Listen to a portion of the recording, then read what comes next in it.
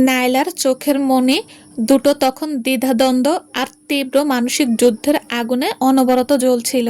ছোট কাকা ডেমন সামনার অতীতেও তার জীবনের এই চরম বিপদের দিনে অন্ধকার থেকে টেনে বের করতে অনেক বড় বড় সাহায্য করেছেন, এবং নায়লার নিজের মনের একদম গভীর কোণায় ওনার প্রতি এক সুপ্ত ও পবিত্র ভালোবাসার জায়গা লুকিয়েছিল, যার কারণে সে নিজের কোনো স্বার্থসিদ্ধির জন্য বা কোনো নোংরা প্রতিশোধের খেলায় ওনাকে একটা সামান্য দাবার গুটি হিসেবে ব্যবহার করে ওনার সেই পবিত্র ভালোবাসাকে বিন্দুমাত্র কলঙ্কিত করতে চাচ্ছিল না।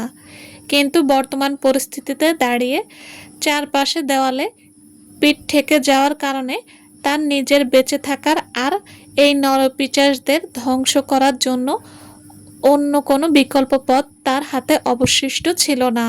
সে নিজের বুকের গভীর থেকে এক দীর্ঘ ও তপ্ত শ্বাস গ্রহণ করল এবং সুন্দর চোখের মণি দুটো ভেতর জেদ আর প্রতিশোধের হিংস্র আগুন ঠিকরে বের হতে লাগলো। সে নিজের হাতের ছোঁয়ায় পরনের সেই সাদা ড্রেসের কুচকানো অংশগুলো আলতো করে টেনে সোজা করে নিল এবং অত্যন্ত ধীরস্থির ও গম্ভীর পায়ে ভিলার সেই আলো ঝলমলে মেইন হলের ভেতরের দিকে হেঁটে যেতে লাগলো। সে যেই না মেইন হলের প্রধান ফটক পার হয়ে ভেতরের দিকে পা বাড়ালো, ঠিক তখনই ক্লার্ক অত্যন্ত বিরক্তিতে নিজের কপাল কুঁচকে হন্তদন্ত হয়ে তার সামনে এসে দাঁড়ালো। তুমি এতক্ষণ ধরে এই রাজকীয় অনুষ্ঠান বাদ দিয়ে ঠিক কোন জায়গায় নিজের মুখ লুকিয়ে রেখেছিলে? তার এমন কড়া ও সন্দেহভাজন চোখের চাহনি নিজের মুখের উপর দেখা মাত্রই নায়লা নিজের ভেতরে সমস্ত ক্ষোভ আড়াল করে মুখের অবয়ব একদম নির্বিকার ও পাথরের মতো শান্ত রাখল। হলের ভেতরের এই অতিরিক্ত মানুষের ভিড় আর কোলাহলের কারণে আমার নিজের বুকের ভেতরটা কেমন যেন দমবন্ধ হয়ে আসছিল।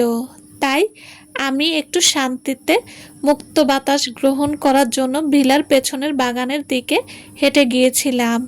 কেন বলো তো? হুট করে এই প্রশ্ন করার আসল কারণ কি?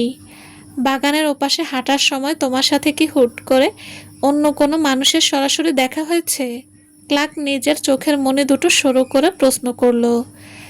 নায়লা ঠোঁটের কোণে এক হালকা চিলতে মিষ্টি হাসি ফুটিয়ে বলল, বাগানের ওপাশে কি হুট করে অন্য কোনো বিশেষ মানুষের সাথে আমার দেখা হওয়ার বিন্দুমাত্র কোনো সুনির্দিষ্ট সম্ভাবনা ছিল নাকি? তার এমন সাবলীল ও স্বাভাবিক উত্তর শোনা মাত্র ক্লার্কের ভেতরে সেই তীব্র সন্দেহ আর অস্থিরতা মুহূর্তের মধ্যে স্বস্তিতে রূপ নিল এবং সে নিজের কণ্ঠস্বর কিছুটা নিচু করে বলল, না, আসলে অমন কোনো বিষয় নয়। আজ আমাদের এই ভিলার ভেতর শহরের বড় বড় নামি দামি অতিথিরা এসেছে, হাজির হয়েছেন। তাই আমার মনে এক ভয় ছিল যে তুচ্ছ কোনো বিষয় নিয়ে মাঝখান থেকে অন্য কোনো থার্ড পার্সন মানুষ যদি তোমার সাথে কোনো নোংরামি বা ঝামেলা তৈরি করে বসে। আমি তোমার কথা খুব ভালো করে বুঝতে পারছি। নায়লা অত্যন্ত অবহেলা সুরে জবাব দিল। তার মুখের এমন চরম উদাসীনতা আর পাথরের মতো ঠান্ডা মনোভাব দেখে মাত্রই ক্লার্কের পুরো মুখমণ্ডল বিরক্তিতে কুঁকড়ে গেল। কিন্তু দিন শেষে আজ মেরি সামেনারের রাজকীয় জন্মদিনের অনুষ্ঠান চলায় সে নিজের ভেতরের সেই তীব্র ক্ষোভ একপাশে সরিয়ে রাখল। তোমার শরীর যদি এখন পুরোপুরি সুস্থ বোধ করে থাকে, তবে আর এখানে চুপচাপ দাঁড়িয়ে না থেকে সোজা ওপাশে যাও এবং দাদুমণি আর মার সাথে দাঁড়িয়ে অতিথিদের সাথে কথা বলো। সে নিজের মুখের নির্দেশটুকু পুরোপুরি শেষ করার বিন্দুমাত্র সুযোগ পেল না। ঠিক তার আগের সেকেন্ডেই আচমকা পাশ থেকে সাইরাস রেইনফোর্ডের অত্যন্ত শীতল ও কড়া কণ্ঠস্বর ভেসে এলো, ক্লার্ক, তোমার দাদুমণি এই মুহূর্তে মেইন হলের ওপর থেকে তোমাকে অত জরুরি একটি কাজের জন্য নিজের সামনে ডেকে পাঠিয়েছেন। নায়লা ধীর পায়ে নিজের মুখটি ঘোরালো এবং সাইরাসের চোখের মনি দুটো দিকে এক তীক্ষ্ণ দৃষ্টিতে তাকালো। সে খুব স্পষ্ট দেখতে পেল যে সাইরাসের চোখের ভেতরে সেই স্বাভাবিকভাবে আভিজাত্য এক নিমেষে উধাও হয়ে গিয়ে সেখানে এক তীব্র ক্ষোভ, অসীম হতাশা আর চরম বিস্ময়ের কালো মেঘে ছেয়ে আছে। সে নিজের সুন্দর চোখের ব্রুজোড়া সামান্য উঁচিয়ে ঠোঁটের কোণে এক বিষাক্ত উপহাসের হাসি ফুটিয়ে তুলে লো বটে, তবে নিজের মুখে ওনাকে বিন্দুমাত্র কোনো শব্দ উচ্চারণ করল না। সাইরাস রেইনফোর্ডের নিজের কাছে নাইলার মুখের এই এক চিলতে মিষ্টি হাসি যেন চরম এক প্রকাশ্য চপেটাঘাত এর মতো কাজ করলো। সে নিজের সুন্দরতম দুঃস্বপ্ন কোনোদিন কল্পনা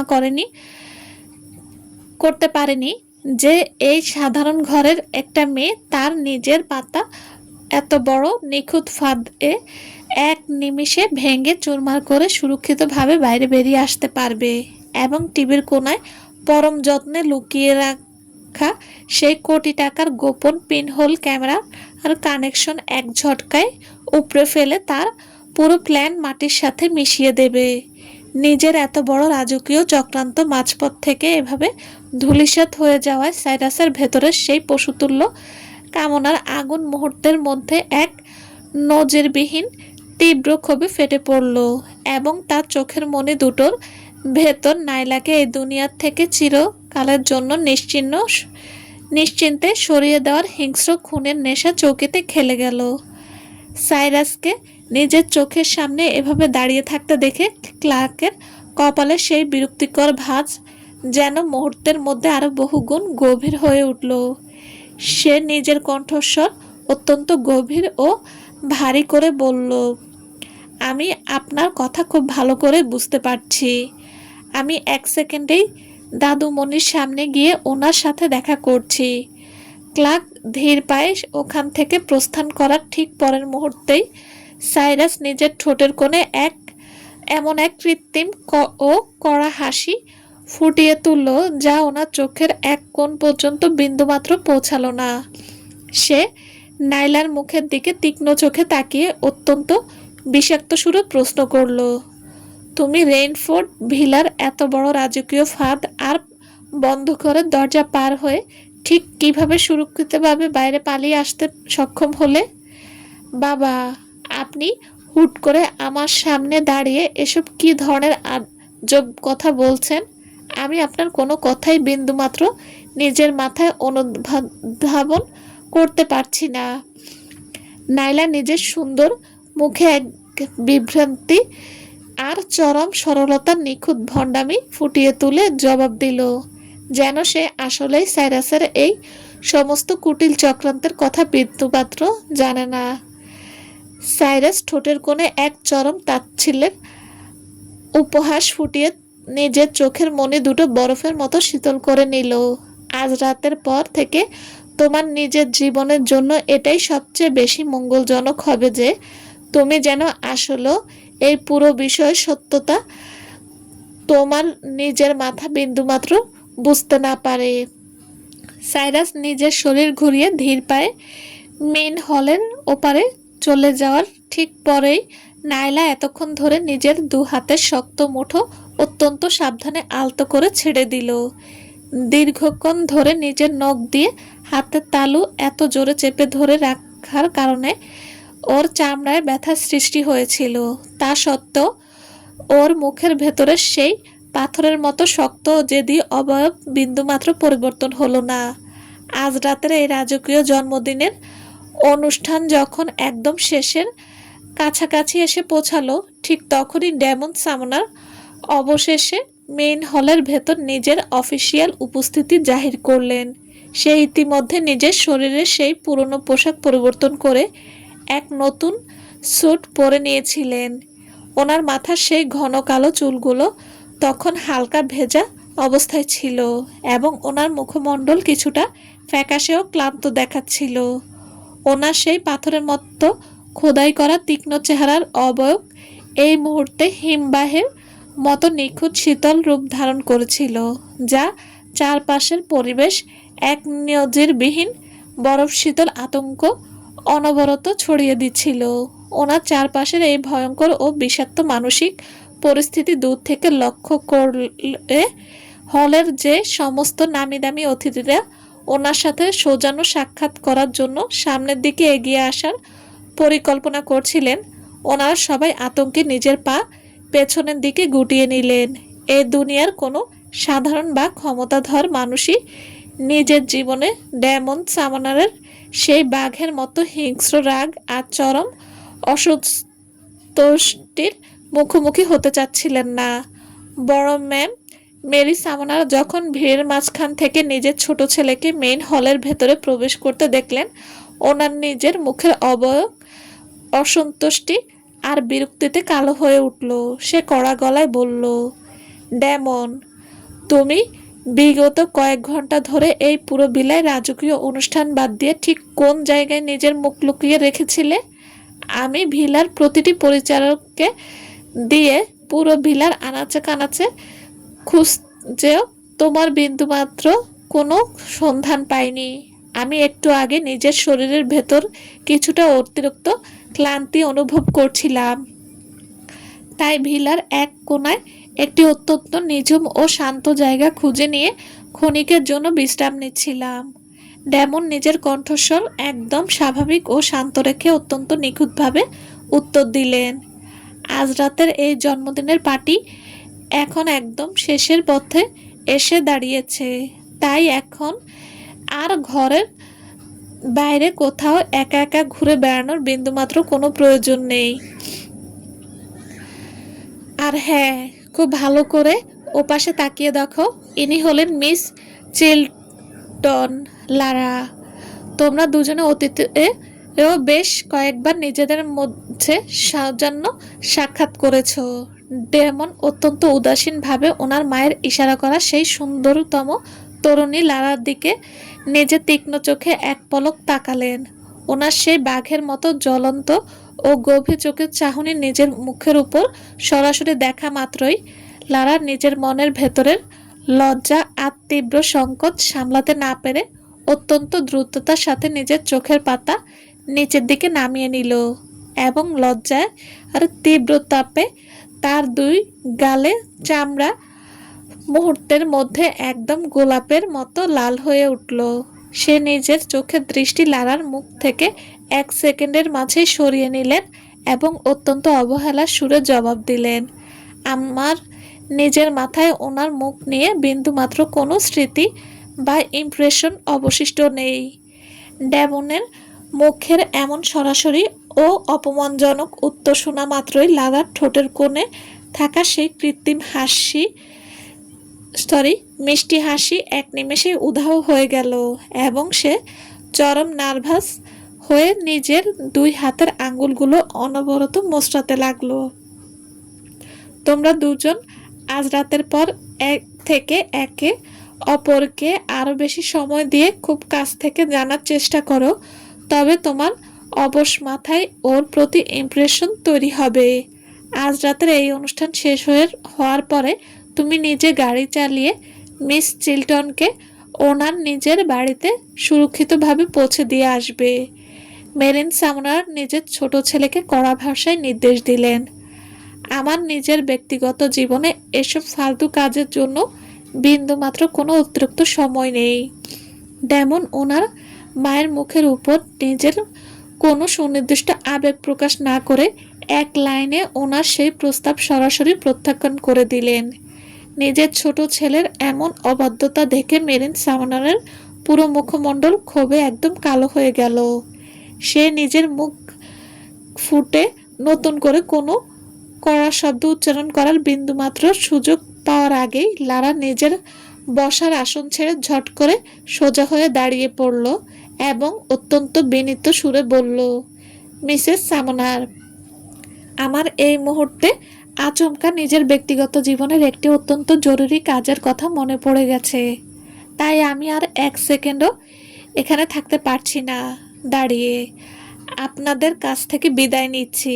সে মেরি সামনারের মুখের কোনো সুনির্দিষ্ট উত্তরের জন্য বিন্দুমাত্র অপেক্ষা না করে এক তীব্র ঝটকায় নিজের শরীর ঘুরিয়ে অত্যন্ত দ্রুত পদক্ষেপে মেইন হলের প্রধান ফটক পার হয়ে বাইরের দিকে চলে গেল। খুব ভালো করে নিজের চোখের সামনে চেয়ে দেখো, তুমি নিজের এই জেদি স্বভাবের কারণে আজ রাতে ঠিক কী জঘন্য কাণ্ড ঘটিয়ে বসলে। তুমি এই ভরা মজলিসের মাঝে দাঁড়িয়ে মিস চিলটনকে কতটা জঘন্যভাবে অপমান করলে। এখন কি তোমার নিজের মনের ভেতরের সেই পশুতুল্য অহংকার পুরোপুরি শান্ত হয়েছে তো? মেরিন সামনার পুরো কণ্ঠস্বর তখন তীব্র ক্ষোভ আর অপমানে একেবারে ধারালো ছুরির মতো তীক্ষ্ণ শোনালো। ডেমন ওনার মায়ের মুখের এমন জঘন্য অভিযোগ আর চড়া কণ্ঠ স্বর নিজের কানের কাছে শোনা সত্ত্বেও নিজের জায়গায় একদম অবিচল ও শান্ত হয়ে দাঁড়িয়ে রইলেন। আপনি যদি আগামী ভবিষ্যতে এই শহরের প্রতিটি বড় বড় প্রতিপত্তিশালী এবং রাজকীয় পরিবারের সাথে আমাদের সামনার বংশের সুসম্পর্ক চিরকালের জন্য টিকিয়ে রাখতে চান, তবে দয়া করে আজকের পর থেকে আমার সামনে মিস হুল, মিস চিলটন বা এই ধরনের অন্য কোনো সস্তা মেয়েদের এনে ব্লাইন্ড ডেট এর নাটক সাজানো পুরোপুরি বন্ধ করুন। ডেমন অত্যন্ত ধীরস্থির ও গম্ভীর কণ্ঠে ওর মাকে সতর্ক করে দিলেন, তুমি তুমি আসলেও একটা আস্ত অবাধ্য পশু। মেরিন সামানা নিজের দু চোখ বড় বড় করে ওর দিকে রাগে তাকালেন। তুমি কি নিজের এই সমস্ত জঘন্য আচরণের মাধ্যমে শেষ বয়সে এসে আমাকে জ্যান্ত পাগল বানিয়ে ছাড়তে চাও? আপনি যতদিন না পর্যন্ত আমার ব্যক্তিগত জীবনের নিজের ক্ষমতার জোর খাটিয়ে এই সমস্ত বিয়ের ফালতু নাটক সাজানো বন্ধ করছেন, ততদিন পর্যন্ত আপনাকে আমার কোনো আচরণের কারণে এভাবে নিজের মন খারাপ করার বিন্দুমাত্র কোনো প্রয়োজন নেই। ডেমন এক চুলও পিছু না হটে ওনার মায়ের কথার তড়িৎ পাল্টা জবাব দিলেন। নিজের ছোট ছেলের মুখের এমন কাটা কাটা যুক্তিপূর্ণ কথা শুনে মেরিন সামনার ক্ষোভে ও চরম হতাশায় একবারে বাকরুদ্ধ হয়ে গেলেন। আজ রাতে এই মেইন হলের ভেতর তোমার নিজের সমবয়সী এত শত শত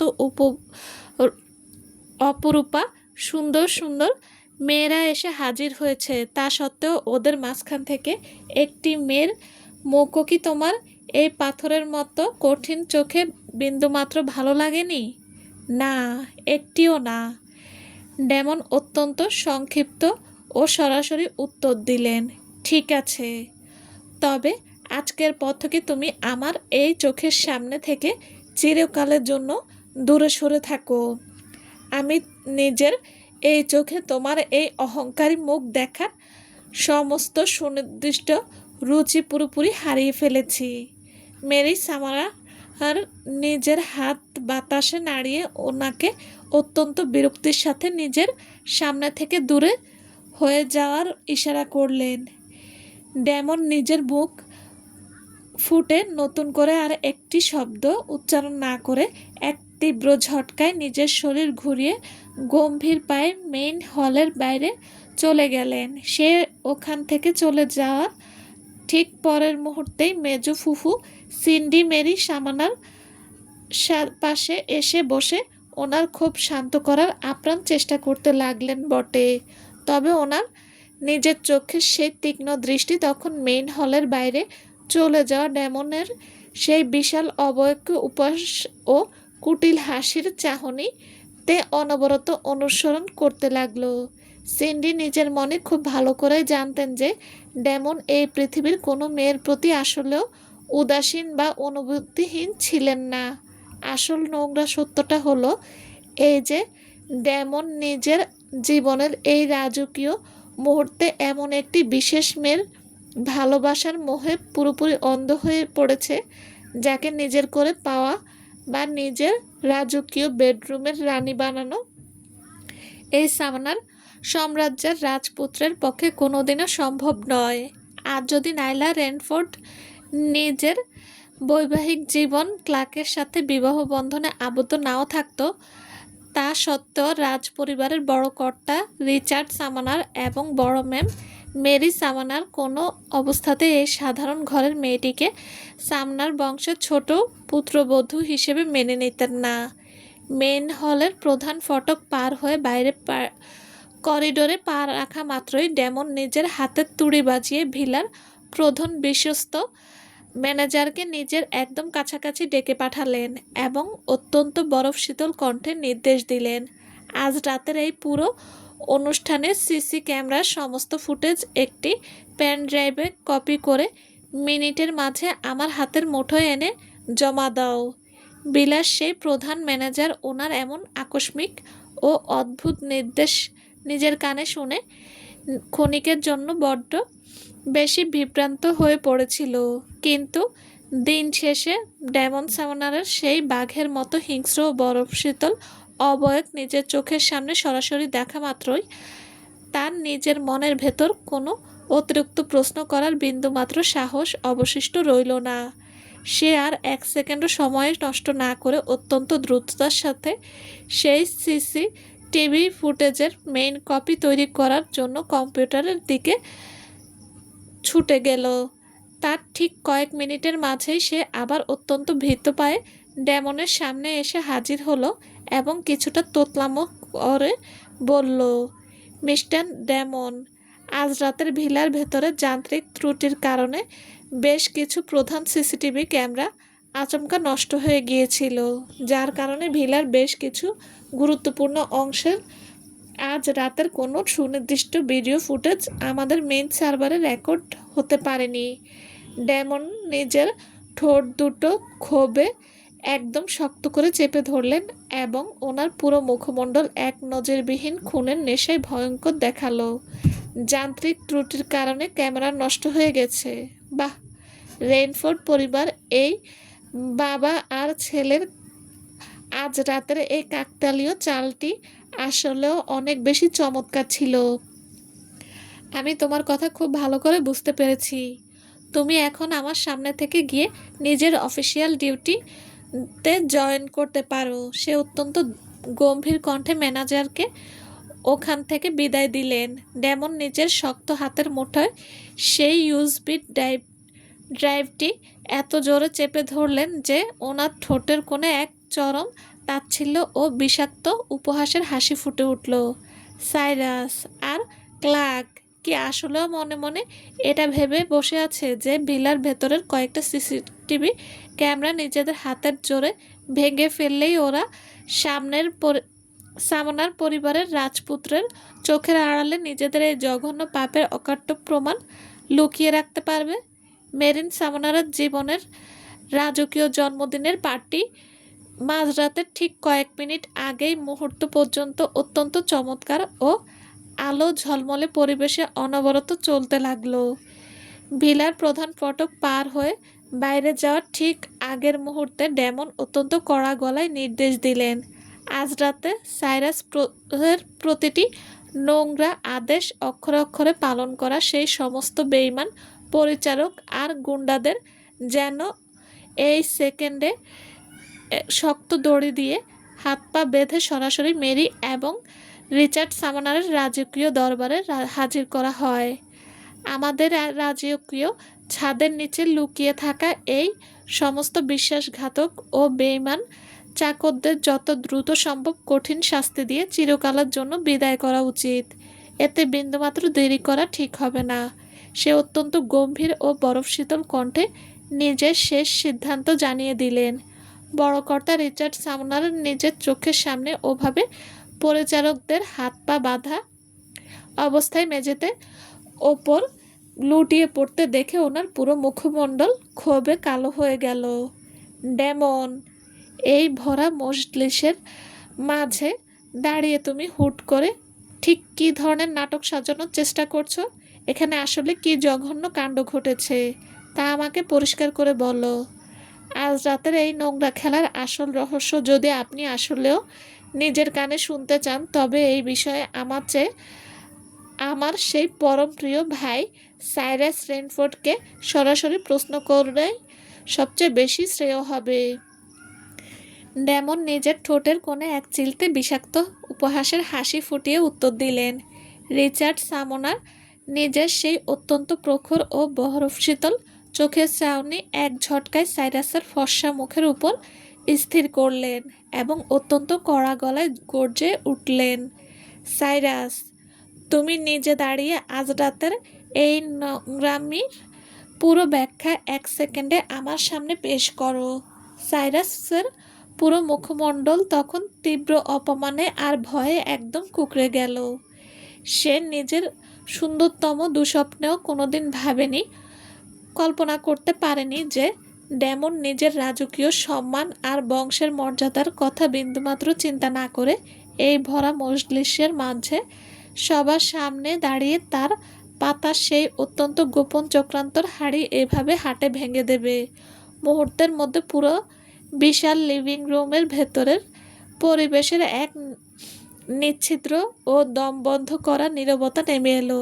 সেখানে উপস্থিত প্রতিটি মানুষের তীক্ষ্ণ চোখের মনি তখন সাইরাসের ফর্সা মুখের উপর অনড় হয়ে রইল, আর সে নিজের অপরাধী মতো মাথা নিচু করে নিজের মুখ সম্পূর্ণ বন্ধ রাখল।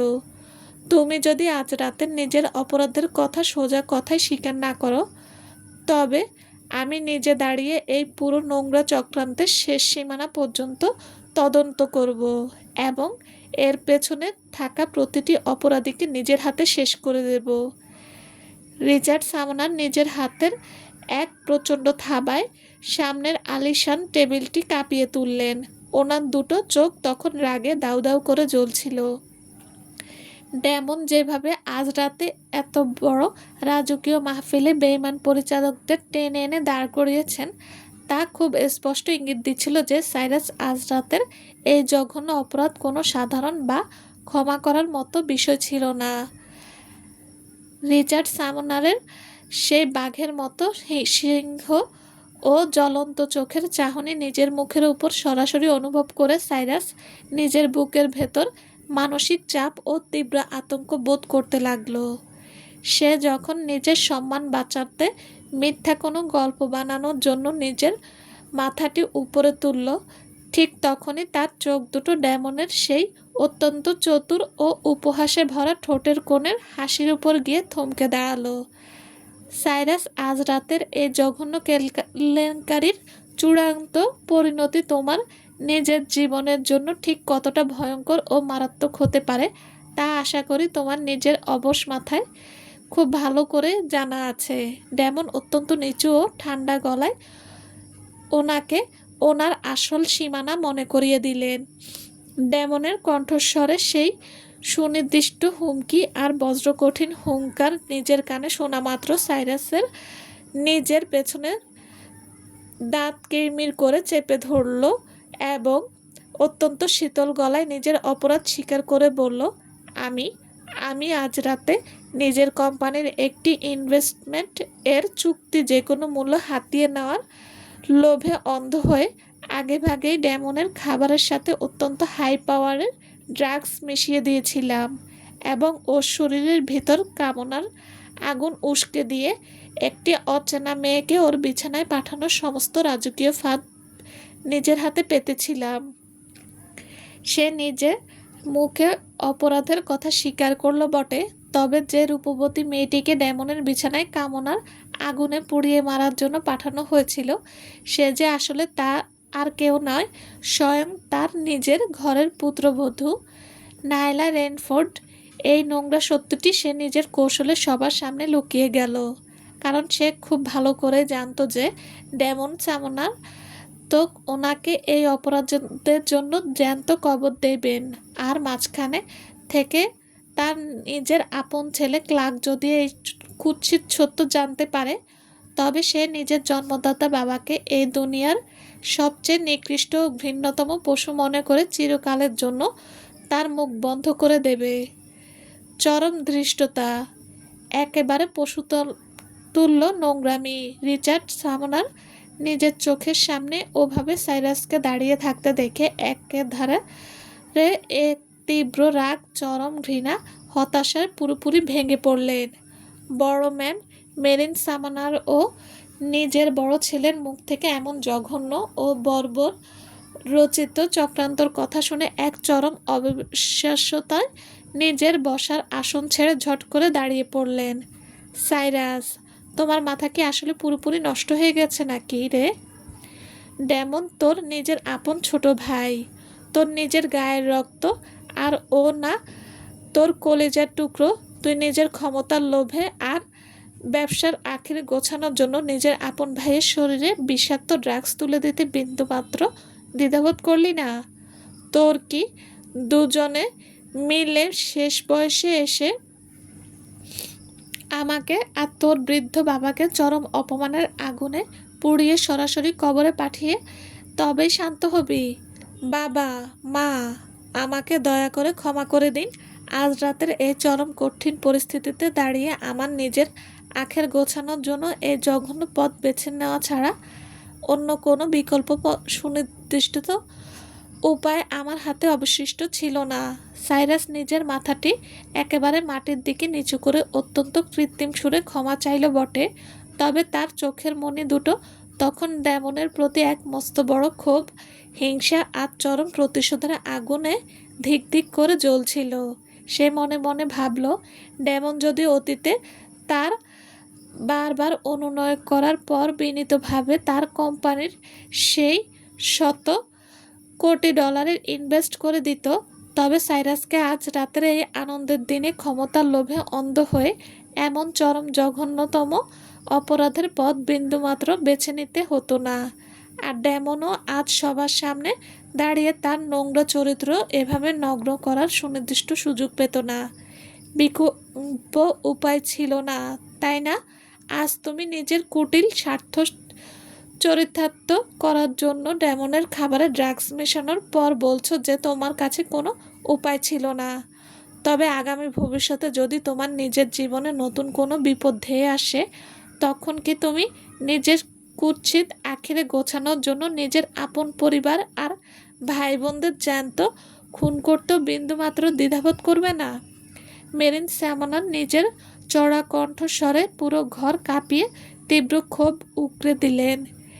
আর এক সেকেন্ডও এখানে দাঁড়িয়ে নিজের নোংরা মুখ দেখাবে না।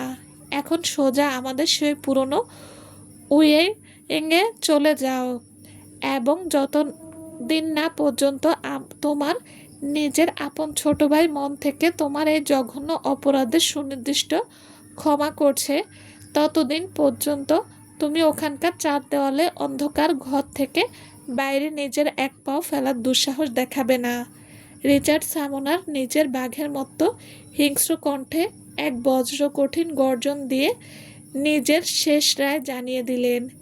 বিলাত দুজন শক্ত সমর্থ পরিচারিকা রিচার্ডের আদেশ পাওয়া মাত্রই সাইরাসের দুই পাশে এসে দাঁড়ালো এবং অত্যন্ত নিস্তব্ধ পরিবেশে ওনাকে টেনে হিস্ট্রে লিভিং রুম থেকে বের করে সেই পুরনো অন্ধকার উইংয়ের দিকে নিয়ে চলে গেল। আসলে সাইরাস আজ রাতের আসল সুনির্দিষ্ট লক্ষ্য যদি কেবল ডেমনের বিছানায় কোনো অচেনা রূপবতী তরুণীকে তুলে দেওয়া হতো, তবে মেরি সামনারের জীবনের এত বড় একটা রাজকীয় জন্মদিনের অনুষ্ঠানকে বেছে নেওয়ার বিন্দুমাত্র কোনো যৌক্তিক প্রয়োজন ছিল না। কারণ এই ধরনের জঘন্য ও নোংরা কাজ যদি মাঝখান থেকে হুট করে বাইরে ফাঁস হয়ে যায়, তবে তা সামনার বংশের মুখে চুনকালি মাখিয়ে দেবে, এবং মেরি বা রিচার্ড সামনার কোনো অবস্থাতেই নিজের জীবনের এই চরম অপমানের সুনির্দিষ্ট ক্ষমা করবে না। সুতরাং এই আনন্দের রাতটিকে নিজের নোংরা খেলার জন্য বেছে নেওয়ার পেছনে সাইরাসের মনে নিশ্চয়ই অন্য কোনো কুটিল উদ্দেশ্য বা গভীর রহস্য লুকিয়েছিল। নায়লা নিজের সুন্দর মুখটি সামান্য উপরে তুলল। ওর ফর্সা মুখের অবয়ব তখন একদম নির্বিকার ও বরফ শীতল দেখালো। সে ক্লার্কের সন্দেহভাজন চোখের দিকে তাকিয়ে অত্যন্ত অবহেলা সুরে বলল, তোমার মনের ভেতর যদি নিজের বাবা আর আজ রাতের এই জঘন্য চক্রান্ত নিয়ে অনেক বেশি কৌতূহল বা প্রশ্ন জেগে থাকে, তবে তোমার নিজের বাবা তো এই মুহূর্তে শাস্তিস্বরূপ তোমাদের সেই পুরনো উইংয়ের অন্ধকার ঘরে বন্দি অবস্থায় কাটাচ্ছেন। তুমি নিজেই ধীর পায়ে ওপাশে চলে যাচ্ছ না কেন, এবং ওনার সামনে দাঁড়িয়ে নিজের মুখে এই পুরো নোংরা রহস্যের আসল সমীকরণ জেনে নিচ্ছ না কেন? চলবে। আসসালামু আলাইকুম। গল্পটা কেমন লেগেছে প্লিজ প্লিজ জানাবেন। আপনাদের একটা লাইক বা কমেন্ট অনেক ভালো লাগে আমার, তাই জানাতে ভুলবেন না। আল্লাহ হাফেজ।